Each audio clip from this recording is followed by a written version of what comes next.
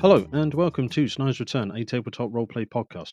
My guest today has survived the wild Southwest, the rat-infested metropolis, and the true horror that is higher education, to deliver unto us a grimdark experience at our gaming tables. Crafted in a frozen settlement, once into this tome you'll be all guns blazing into new depths unknown. Your weapons and wits in need of respite and creature comforts. Here to discuss Black Powder and Brimstone is game designer, illustrator, animator, and comic book artist Benjamin Tobitt. Benjamin, thank you for joining me. Welcome to the show. It's a pleasure to be here. As seems to be tradition with the way I do interviews, before we get into the sort of the crux of the interview, Ben, how did you yourself get into tabletop role-playing games, please? So it wasn't actually until after university, some friends invited me to play Pathfinder, and it all kind of went downhill from there.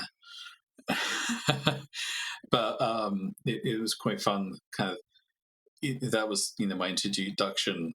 Yeah, like I don't know if 5th edition D&D had come out at that point. This is 2011, 2012. And this was also kind of the start of, you started to get more kind of indie projects start to come out, like Fate, and getting introduced to some of the more like niche stuff as well. But a lot of the game of BP&B is me kind of finally doing like the game I wanted to make with them. I kept on trying to twist Pathfinder round to accommodating this kind of world, and then after I saw Mork Borg on Dave Thumor's YouTube channel, that was a real like, wow, okay, well, maybe I could just do it from scratch. Yeah, absolutely. So, having sort of started with Pathfinder and sort of tried to twist it and go into that, how did you then go from wanting to do it? How did you get from that initial point through to where we are now with Black Powder and Brimstone, BP&B? So it wasn't like a straight line. So I was kind of doing that for years, and then just completely just put like tabletop games down for a long time, and it was a bit of a getting the chocolate dropped in the peanut butter situation, where I out of nowhere on the YouTube algorithm got recommended Thumor's video on Mork Borg, and that was a real like, wow, okay, so like graphic design can be fun, huh? And I was also listening to a podcast by the two of the guys from Chapo Trap House, and they did a sub podcast called Hell on Earth, which is about the 30 Years War, which I had like some kind of knowledge about, Landsknecht and the European Wars of Religion, and guys in crazy outfits with guns and like pole arms and Zweihanders. And then I kind of realized, wait a minute, like I can mix these two together, of this kind of period of history where you have the future and the past kind of smashing into each other, where you still have guys mounted in cavalry wearing full suits of armor getting air-holed by guys with matchlock rifles. So it's almost like those kind of Star Trek episodes where you have this technologically advanced civilization coming up against a medieval one, and like throwing onto that ideas of like at this time there was a lot of superstitions, a lot of religious zealotry, a lot of witch hysteria. It's all kind of going. It is literally hell on earth, and like what a fantastic setting for an adventure, for an adventure game. Yeah, absolutely. So, before I sort of really sort of dive into it a bit more and sort of expand on things you've sort of brought up there, where can we find your good self? Where can we find the game? Where can we find everything that's associated with? Please, Ben. So I'm at Benjamin Tobitt on Twitter. That's where I'm most active. Uh, if you want to back the project, then it's Black Powder and Brimstone are on Kickstarter. If you can't remember all that, if you type in OSR into Kickstarter, I'm usually hovering around the top, and it's the bright orange thumbnail. And we just passed 500,000 crowns today. Wow, amazing. Congratulations. So from Thank time you. of recording, how long is left on that Kickstarter?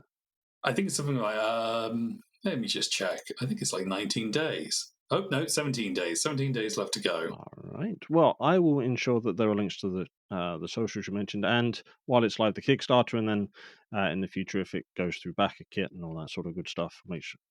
Oh yes, it's going to be on BackerKit. Not quite as long as Hmm. usual, because I am hoping to get the book in people's hands by Oh, Christmas. nice. This is not a promise. We still have on the Kickstarter that it is likely, more like realistically, that people will get the book in their hands by February of 2025. However, it is my hope to pull off a bit of a Christmas miracle and get it on shelves by early or mid Oh, wow. December. A grim, dark Christmas miracle. Happy with Exactly. this. So, to help facilitate this miracle, as it was, we'll probably taper away from using that in a bit. But what can people expect when they go across to Kickstarter or onto Backer Kit in the future? If you're listening to this after the game has been closed down on Kickstarter, what could they receive on the Kickstarter at this moment in time? So we have the obviously kind of bog standard, uh, 15 or 20 pounds. So PDF of the whole book. Um, but the main, like the main star of the show, is going to be the actual Hmm. physical book. So I'm partnered with Free League, who are going to be publishing it, and obviously they're known for their quality. We'd be going with the same printers that they use. This fantastic company in Lithuania who do just the most beautiful hardback Hmm. books, and it's going to be stitch bound. So no matter how many times you go through, the pages will not fall out. You'll be able to lay it flat. It's going to be hard backed.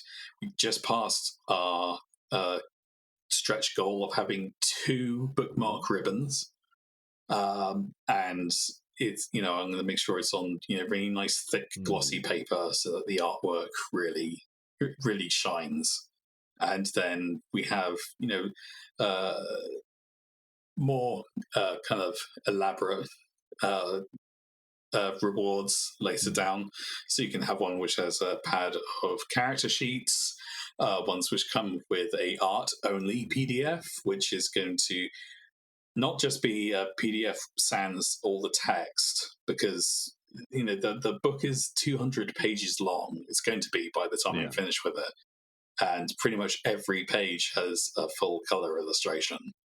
But obviously, some aren't going to work so much as just the illustrations. So there's going to be some behind the scenes text and also some behind the scenes sketches in that one as well. And then as you get towards the more expensive tiers, there's ones which come with a book of spells. So magic in this game, in this world, is very powerful, but also kind of forbidden. Okay. So I wanted to have this little, like a chap book, like it's like a tiny little book, like a Tijuana Hmm. Bible, where each page has one of the spells from the base book, along with some artwork and a little bit of lore, a little bit of flavor text. And it's going to look like something a little bit like the Necronomicon, or if you know what they are, the Satanic Bibles from Hmm. Iceland, No. kind of all scrawled over with lots of little illustrations and like symbols and things like that. There's a preview of what the Book of Spells is going to look like on the Kickstarter page as well. All right. Well, definitely scroll down and check that out for sure. That sounds incredible. And you mentioned the artwork there, and it is by your fair hand. It is, So yeah. I completely understand you wanting to make it pop on that glossy paper in a well Oh, yes. constructed book. Um, yeah, so please scroll down, follow those links, support Ben, support freely, support small business, local business, and all that sort of good stuff. And of course, the topic of this interview, this conversation, black powder and brimstone. So the art is very evocative, but for someone that's like, I think, I think I know what this is. In a bit of a synopsis, you mentioned magic being sort of special in that respect. What is the setting, and what is going on in the world of black powder and brimstone? Sure. So it's a sort of alternate universe of real, like, German history. So you had the 30 Years' War, which basically happened. The Cliff's Notes version is Martin Luther decides to break from the Catholic Church and do his own thing, sans all the corruption.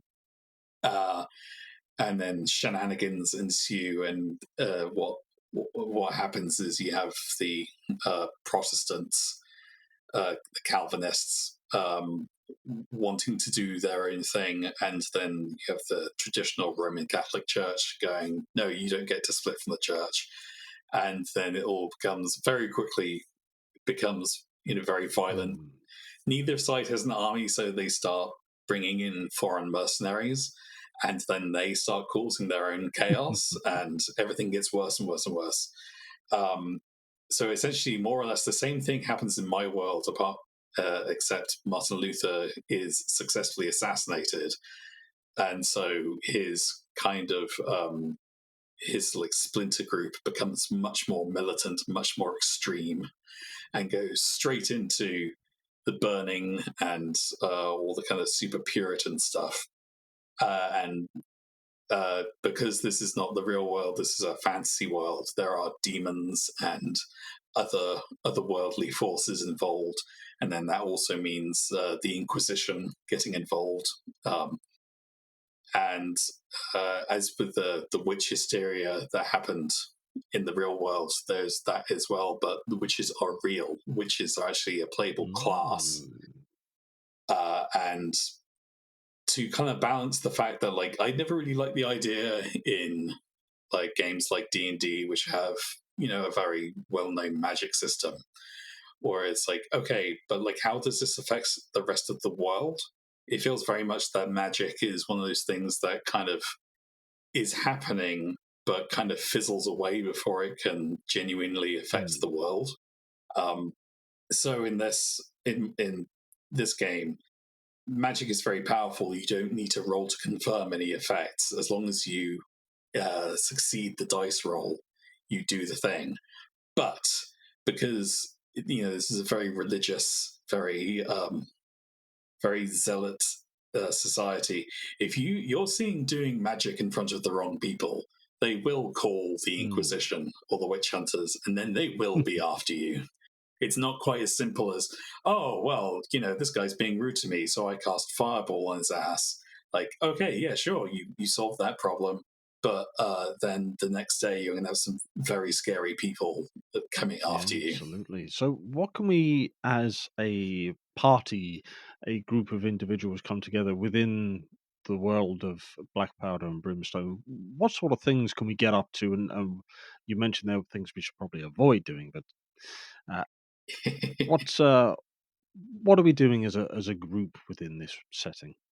So you're in, I'm mostly focusing on just the one country for for the core book. There are other countries out there which are going to have their own Mm. expansions.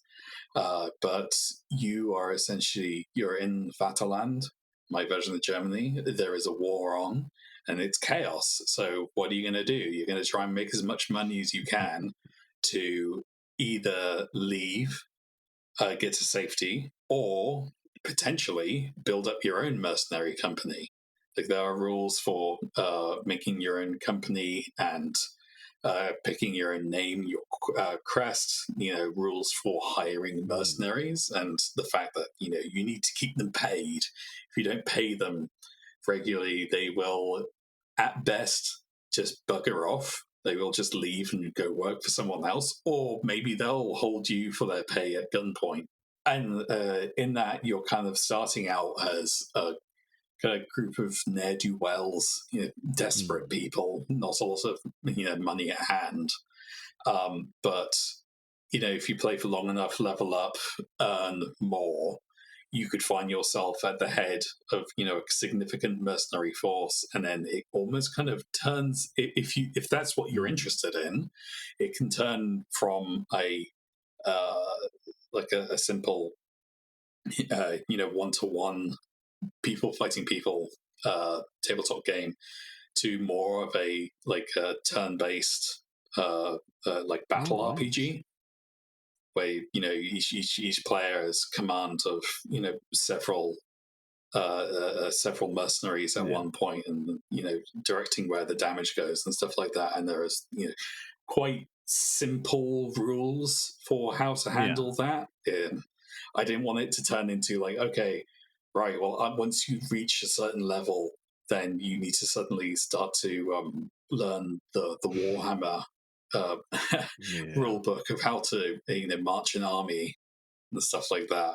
But there are also within the book, within the GM section, I have included an adventure generator. If you played Cyborg, or let me just check the is from a book by Christopher Cale, where it's like a very simple D20 generator for an adventure. So you receive a task from a person who promises a reward of 1 to 20.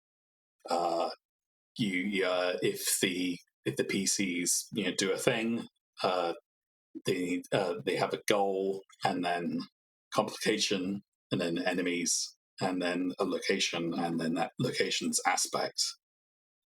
So there's 20 for each one. So I think it's something like several million possible combinations. Because if it's 20 by 20 by 20 by 20, and you never know which one you're going to get or if they repeat. So I'll just quickly, I won't roll or anything, but I can just quickly go through to how quickly you can start an adventure. So you receive a task from a hooded figure. Your reward is map to a treasure. If the PCs smuggle a spy, just wanting to open the files. However, there's a complication. The complication is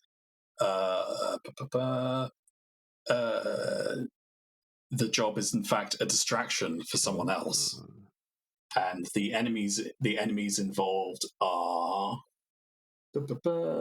ghosts and specters, and the location where you're going to be having your adventure is Rivertown. It is the site of a sacrificial altar. There you go. Now, so just randomly, it is all, and I've tried to keep everything within a theme. Everything is very much, quite a concentrated theme. It's very much opposite to games like D&D or Pathfinder, which are very much it's Western fantasy with maybe a little bit of sci-fi. It's got a little bit of everything for everyone. It's no. This is not everything for everyone. There are going to be some people who can be very much turned off by this game, but there are going to be people who absolutely want this kind of environment, this kind of atmosphere, this sort of slightly more gritty, low fantasy, kind of Warhammer fantasy classic. Yeah, definitely. A lot of inspiration came from Mordheim. Sort of much more kind of grim and nasty version of Warhammer Fantasy, and not the kind of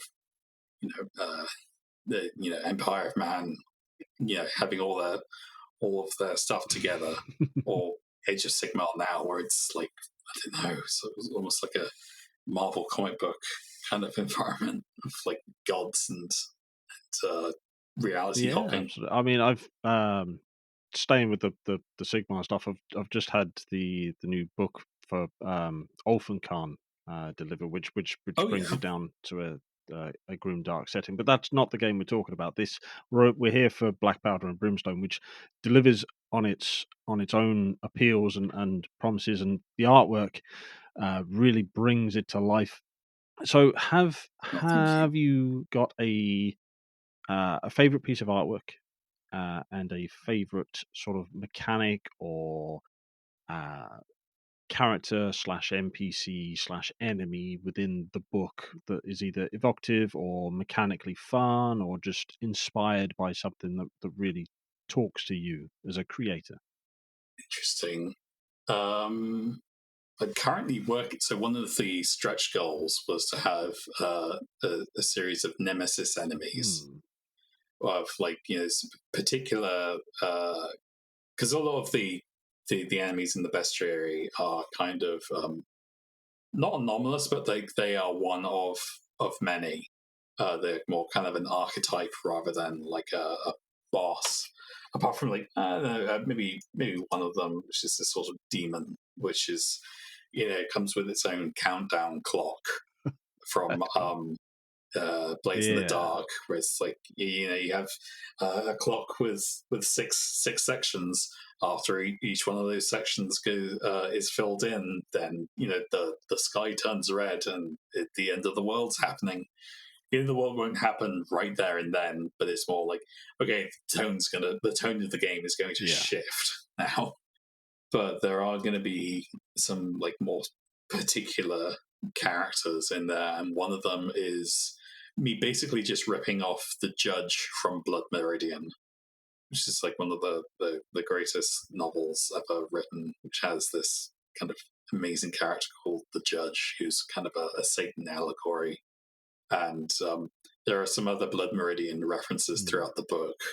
Um, it's so like evocative and extremely like atmospheric. I mean, a lot of the mechanics and stuff like that, I more or less either took wholesale or just kind of tweaked and improved. I don't want to say improved, like tweaked and like changed from Mork Borg to fit the Hmm. setting better, to be more specific to this world. So, I don't know. Some of the like potions are quite fun. A whole page of potions and poisons, and there's one called Vermin's Delight, which basically, if you throw this at someone, all sorts of insects and rats and pigeons and stuff like that will start attacking them from all angles. So like it's a bit of dark Hmm. comedy as well. Yeah, definitely. You mentioned the book for the inspiration for the sort of the judge you're inspired by ripping off. Yeah, yeah, he's the judge. He says he'll never die. He's a great favorite. So that is an inspiration. What Oh other yes. inspirations? As you mentioned, this is taken sort of mechanically from sort of Murberg, Mhm. uh, and brought into Black Powder and Brimstone. But what other Oh inspirations have yes. you drawn in to sort of build out your ideas? A good heavy dose of the Souls games and Elden Ring, but also The Witcher 3, like quite a lot of video games. Uh, but also like a big influence was also the game Plague Tale, which has these follows these two Mm, kids going through the Hundred Years' War, which is also being played by tidal waves of rats. Um, who actually feature in the game. I have a kind of um, bespoke rules for having to fend off enormous numbers of rats, which were also a real thing mm, historically. Of rats, but also like hogs apparently kind of grew out of proportion during the war and would basically just tear across the countryside, devouring everything in their mm. path. Um, I think also I mean, it's also almost impossible if you're English and of a certain age not to be influenced by Blackadder. Yeah, yeah. So there's no like direct references Although, actually, no, I think there is going to be a direct reference when I sort out the Nemesis enemies. But certainly the tone of Blackadder, which is, very quintessentially English, of like, yes, everything's terrible. Am I going to stop being sarcastic about it? Absolutely not. Wouldn't have it any other way. that kind of dark, that kind of dark humor, kind of goes throughout it. My intention with this game or any of my other future games is not to have something which is supposed to be depressing in the same way that Mork Borg is a comedy game, really at its heart. Like, by the time it gets to the table, it's so over the top and so dark that the only reasonable reaction is to make jokes, is just to take it just that little bit further and make it a bit silly. Yeah, definitely. So if someone is inspired by this, so they love the sound of the game, the setting, the themes, the characters you've mentioned, and some of the mechanics, but have never played an OSR game before, could you just break down the basic mechanics of how to play this game, please? Sure. I mean, it's super easy. Like, I'd actually argue that it's quite an easy game to get into. So I am myself dyslexic, so I've made the kind of construction of the book as like simple and readable as possible. But the kind of the super basic way to think about it is that, like, you have your 4 stats. So you have strength, agility, presence, and toughness.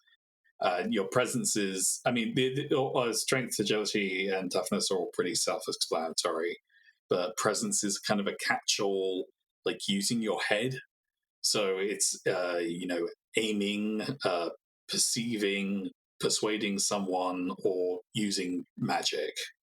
So you have those in your stats. You may have -3 or 0 or +1 or +2 once you roll your character. Whatever. And then you're going to be going up, and basically every time you make a roll, you're going to be going up up against a difficulty rating. So it starts off with a difficulty rating of 6, so that's simple, but failure will be interesting. Something weird will happen. If you have to roll a d20 against something which is like an 8 or a 10, it's like, if your character is skilled at this, it'll be a cakewalk. But most of the time, you're going to be you're going to be going against number 12. So you have to roll d20 plus or minus your stats against 12. So it's slightly worse than a coin flip if you're rolling a d20. And so, like, from my example, you want to strike an enemy creature with your sword, you would roll d20, add your strength modifier, gets DR of 12. If you manage to roll at or higher than 12, you successfully hit the creature and you roll damage. Simple as really. And for when an enemy NPC wants to attack your character, the GM doesn't roll to hit. So you are always having to roll agility, difficulty rating 12, to dodge out the way. And it's always 12, unless some of the creatures have special abilities and stuff like that. But then that means that when it comes around to combat, it's much faster, because when it's your turn to dodge, you always know you're going to have to hit 12. You don't have the constant, what's your AC again? Yeah. And then, if you get 12 or better, you dodge out the way. If you don't, you get hit, you get damage. Damage is going to be quite significant, because you're usually dealing with about 10 hit points or less. So it's not going to get to the point where you've got like 35, 40 hit points, and it becomes a lot less easy to kind of quantify that in your mind. At least I find that when you start getting to large numbers, then it's difficult to know, like, oh wait, am I at half health already? Yeah. Like, what am I looking like? What am I feeling? And then the armor you can buy, which is in 3 tiers, the armor doesn't help you getting hit. If anything, the heavy armor gives you a penalty to dodging out the way. But what it does do is each armor has its own armor class, which is contingent to a dice. And so once you get hit, you roll your armor dice, and whatever number you get, that's how much damage is negated by the armor.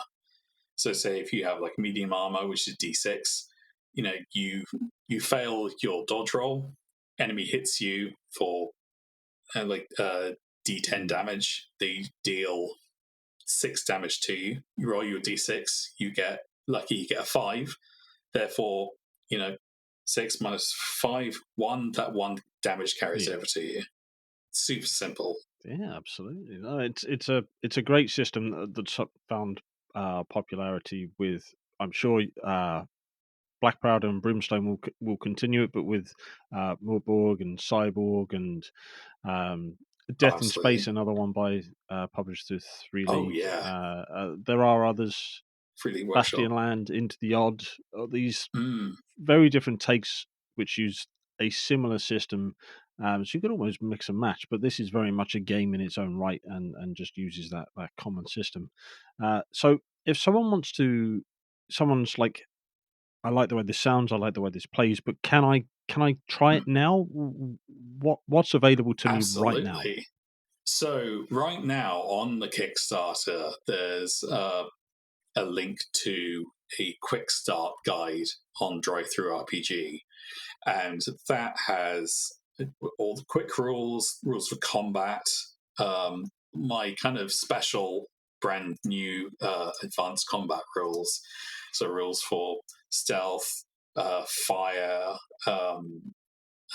attacks of opportunity, grappling and stunning, and mounted combat, and also how to manage a chase between characters, along with sort of damage, and how to create a character. All the character classes, the 15 character classes, are not available for free, because they look really cool, and I'm not giving that away for free. Fair enough. But there is enough in the quick start in order for you to make a character and run the game. Absolutely, yes, there is. So it's 28 pages. I managed to get a download of it before this interview to check through. It's 28 pages of beautiful artwork, fantastic Thank mechanics, you. and sort of just there's nice touches. The City of Deliverance, Dredgeden, I thought was Yes. a lovely touch. So what is it a bit like sort of fleshing out those parts of the world? You mentioned it's in like a fictional version of Germany around the 30 Years' War and that sort of thing. So what's it been like to sort of put your spin within the setting on that side of things? It's been really fun. I mean, I knew that, so I started off with a map when I knew I was going to make this place. And a note about the pages: there's 28 pages, but each one is a double page spread. So that's how I planned the whole book. So as I say, like the final book's going to be like 200 pages or so. So that's 36 pages in just the quick start. Something like that. No, way more than that. Maybe like 50, 55, almost 60. Whatever. But yeah, I kind of started off with a map, which is going to be included in the book, and realized the real 30 Years' War, what was what dragged out for so long, is that the country at the time was more sort of hundreds of little principalities, so the lines were always changing. I can't deal with that, so I just made a very simple north and south. So you got the Puritans in the north, and you got the Orthodox in the south, and then in the middle there's a sort of no man's land. And then from that you think, okay, so each faction's going to need its own capital city, and then everything in between is whatever I want. So we've got the kind of, you've got Dresden in the middle of no man's land. That's a complete blasted, demon haunted hellhole. You've got the forests which have become extremely dangerous with monsters and demons and stuff like that. And you got to have a big horrible swamp area called the Lost Man's Mire, and just kind of knowing what it's set up, what I wanted, a very opulent Orthodox, Roman Catholic style church, and then a very puritanical a Protestant version of the church, like what that would do to an environment. So the city of purity is the Orthodox city, so it's very opulent. It's massive cathedrals, but it's also a place where the wealthy kind of prey upon the poor. Right. And then, to kind of counteract that, in the north you have Deliverance, which is where the Puritans have their stronghold. So, they're really big on their prisons, really big on their imposing churches, burning people if they don't like, but also because to make sure that it doesn't become a kind of monotone setting. It's a port town, so you can have sailors, you can have trade, you're going to have brothels and stuff like that, which the church is not a fan of, but they know, if we make this place inhospitable to sailors and traders, they're not going to come in. We're going to run out of money, so we're just going to have to buy our tongues on that sort of thing. But that also means that there are districts within the city. It's like, okay, this place is near the docks is relatively safe, but when you get towards the big churches and the fortress and stuff like that, then you're gonna get a lot more kind of dangerous zealots there, and also because it's a grimdark horror fantasy setting, at night stuff comes out of the sea, when the mists rolls in. Of course it does. So no, that all sounds like a lot of fun to sort of revel in and get tangled up in and sort of unravel in certain aspects. So of unraveling a little bit, maybe more on the unwinding. You've clearly put a lot of work into this with the Kickstarter ongoing and all these. You mentioned things that you want to sort of bring on into the game down the line, expanding out into other cities and things. Have you? Do you get a chance to relax and things like that, or are you gaming, or are you sort of working on the next project? Do you get downtime from your creative endeavors?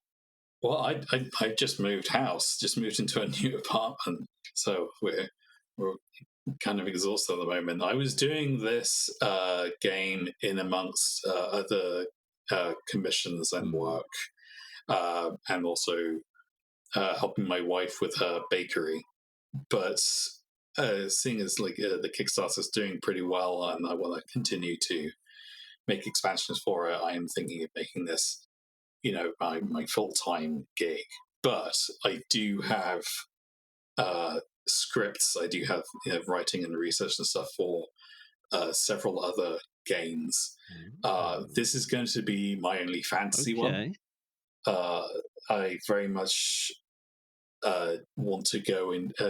Each game is going to be completely different, and that is going to mean that not all of the audiences is gonna cross over, and you know what? That's fine. I'd rather make games for 100 people than try to hit all four corners. We need to get everyone. Everyone's gonna want this one.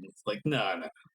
I want this just for me and a small group of people to be passionate about. Yeah, no, so I'm intrigued, and clearly you might want to keep your cards a little bit closer to your chest, and that's fine. Without sort of delving into what the games are, if you don't want to too much, but will they continue to use OSR, or are you exploring other systems? Oh well, yeah, I'm going to be using more of a kind of slightly looser ones for certain ones. So the one I have going down the pipeline, the one which is most done, is going to be a horror action game, and that one is going to borrow quite a bit from the Alien RPG. Amazing. Especially like I love the idea of stress. I love the idea of that you can push a roll at any time to make it go your way, maybe, but the consequence is that your character becomes slightly more fragile, and having that like much more bespoke. So in that case, it's going to be much more. It's going to be action horror. Don't want to give away too much, but my big influence on that is I think it was the 2000 Resident Evil film, the very first one that came out. I absolutely love that film because it was a zombie action horror film, but it wasn't set after the apocalypse. It was all very much like kind of Dirty Dozen, Men on a Mission, World War II style, uh, like structure of a story, and I really liked that. And I thought, oh, there's lots here that you can transfer to a tabletop game. Getting really granular if needs be. And so I'm kind of branching out a bit more. This one, I'm not going to say this is my practice book because it took me a year and change to make. It was not easy. No, of course. But I was I'm very grateful to Pele Nelson and the guys at Stockholm Cartel for being so kind of cool with the idea of an open license, of not gatekeeping, putting all this work into a quite streamlined game system, and then not just keeping that to themselves, just being kind of like, okay, well, we made it now, and it's got our particular style on it. But if anybody else wants to take this, make it their own, chop it up, change it, publish your own thing, that's cool. Just don't copy and paste the whole thing wholesale. It's one of the things which also like really drew me in quite quickly to the RPG scene, is that you don't because it's still mostly relatively small publishing. You have a few of the publishers, obviously, big two like Paizo or Wizards of the Coast, but most of it is either people doing it themselves or through quite small publishing. And there's much more a sense of like camaraderie and of like a sharing of ideas. I think that also means that because you see the industry culture around video games where the stakes are so high, but then that also means there's a lot of drama, there's a lot of corporate interfering, there's lots of negativity, frankly, especially these days. Whereas I feel like bar some people upset that the game that they wanted to win, the Ennies, didn't. There's not as much kind of negativity or drama. There's much more of this kind of like DIY kind of like counterculture community in the tabletop games scene, especially amongst creators. And I think that's really cool. I think that's really nice.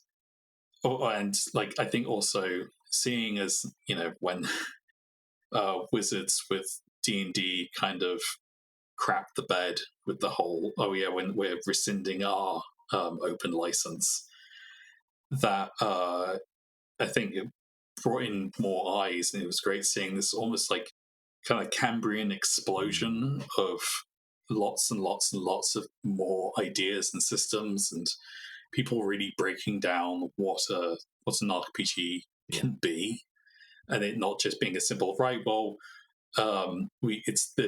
it's 5e D&D, but with this skin on it, and like that's perfectly fine. Some people do, they have their system, they invest a lot of time into learning it. It's their comfort zone.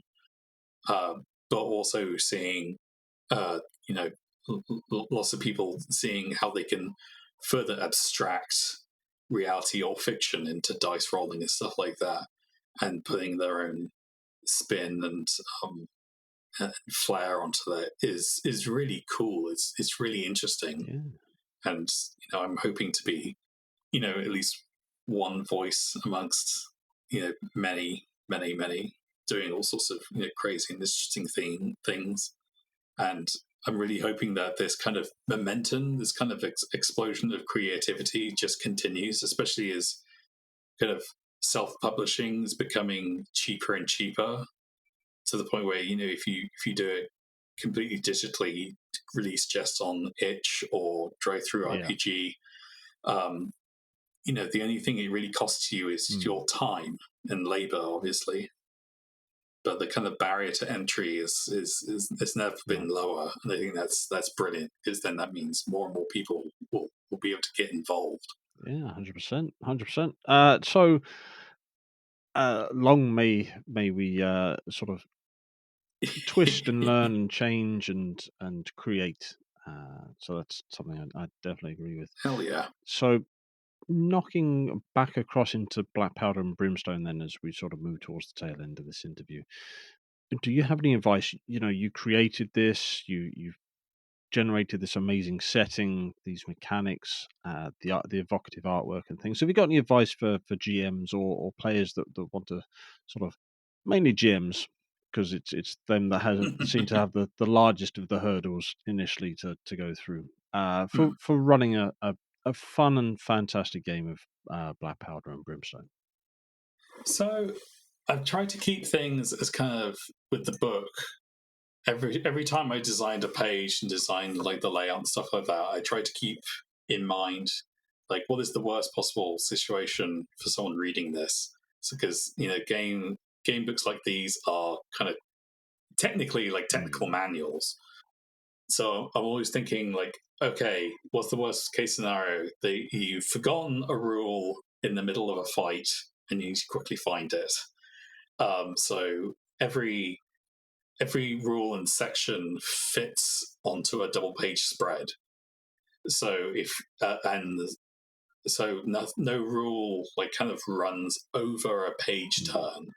As I said, I have trouble reading, and especially seeing big walls of text, especially ones which aren't nice and confined to a box. It can become very stressful.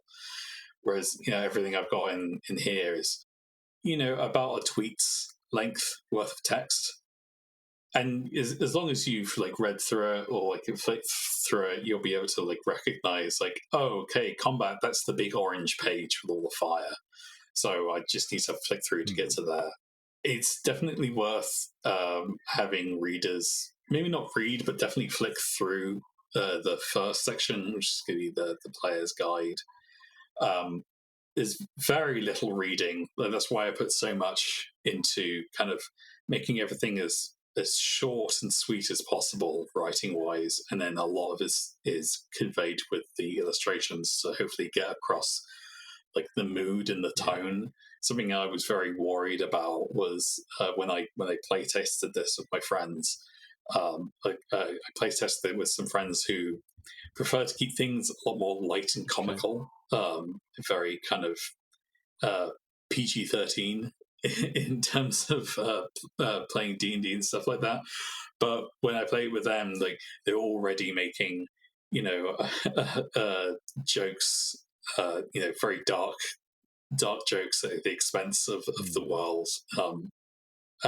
So I was very happy that like everybody got the tone, everybody got like what I was trying to go for with this. Especially with like I've tried to make character creation very, very simple. So you should technically be able to roll up a character within minutes. It's not a case of looking through several books to find all of the spells and all of the different attributes and stuff like that. It's very quick and simple.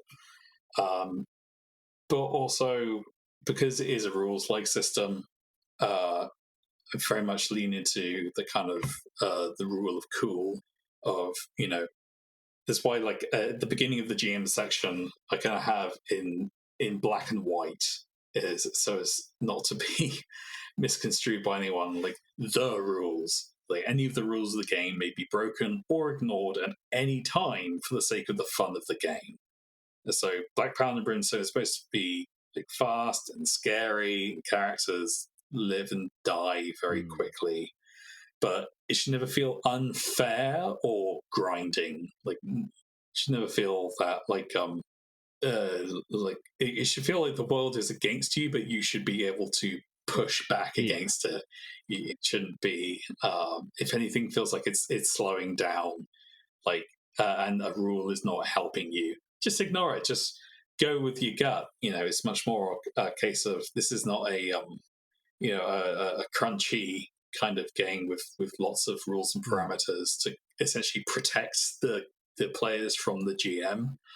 It's much more a kind of it's much more a kind of guided improv session, really. The most important thing is that everyone at the table knows the tone and knows like what it's going for. It's supposed to be 1999's The Mummy, but in 15th century Germany. An interesting clash there of, or not clash, combination. We'll say it's a combination. Yeah. Ben, we've covered so much during the course of this interview, how you got into tabletop role playing games, Black Powder and Brimstone, uh, so many of the mechanics and the creation of the game and all its sort of the sort of fantastic bits around that. Is there anything we haven't touched on at this point that you want to bring up now? Sure. I feel I should quickly go over like what's in the bestiary because that's not included in the quick start. Please do. So the bestiary, like everything else in the book, is fully illustrated, and each character is unique. And the way I kind of laid it out is it starts with the lowest.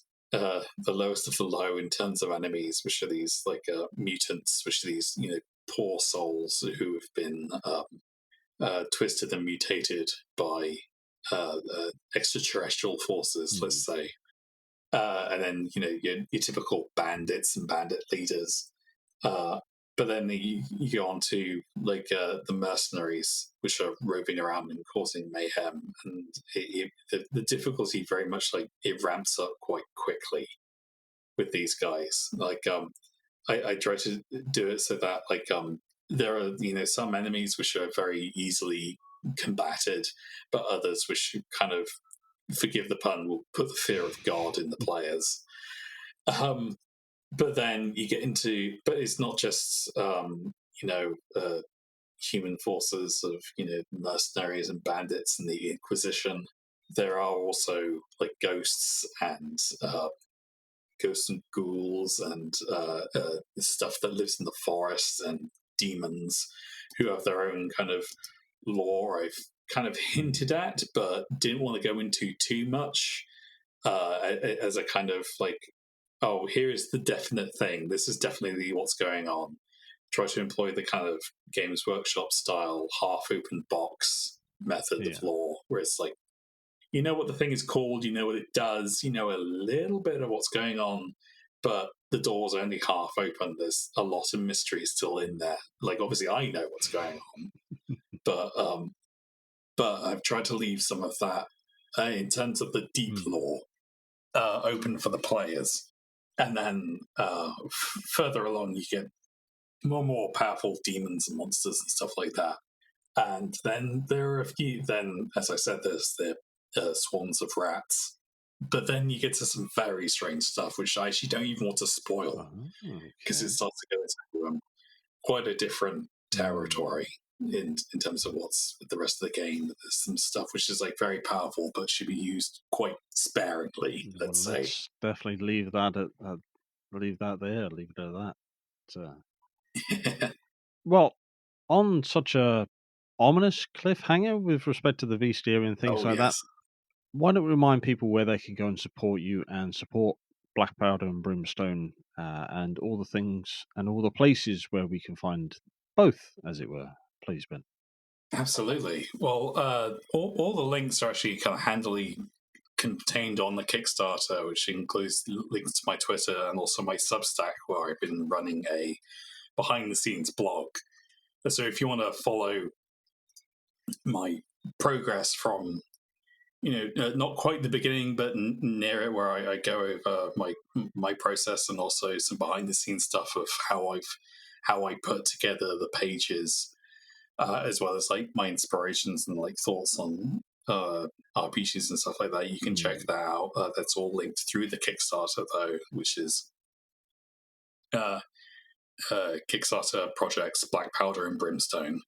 So if you search for that, or just as I said, look up OSR. It's the bright orange thumbnail there. You can find out all the information. And I've got some more updates on there as well, going into a little bit more of the minutiae of the book and the campaign. All right. Well, I will make sure those links are down in the description below. So please scroll down, follow those links, support Ben, support Black Powder and Brimstone, and the wonderful OSR projects that are out there. Ben, thank you so much for your time. It's been really good fun learning more about Black Powder and Brimstone. I'd love to. Oh, thank you. Thank you for having me. me. I'd love to get you back on the show in the future for future releases, future projects. Anytime. Brilliant. I will definitely take you up on that offer. It's been a real pleasure to talk to you today, Ben. Thank you so much. You too, Adam. All right. Bye. Thank you for listening. If you'd like to learn more about the show, then go to www.snydersreturn.squarespace.com. Alternatively, you can find us over on Twitter @ReturnSnyder. We have a Linktree link in the description of this episode. And if you want to support us, come and join us over on Patreon. And we also have a Discord server. Please leave us a review, because we'd love to learn how to improve the channel and provide better content out for those who are listening. Until we speak again, thank you.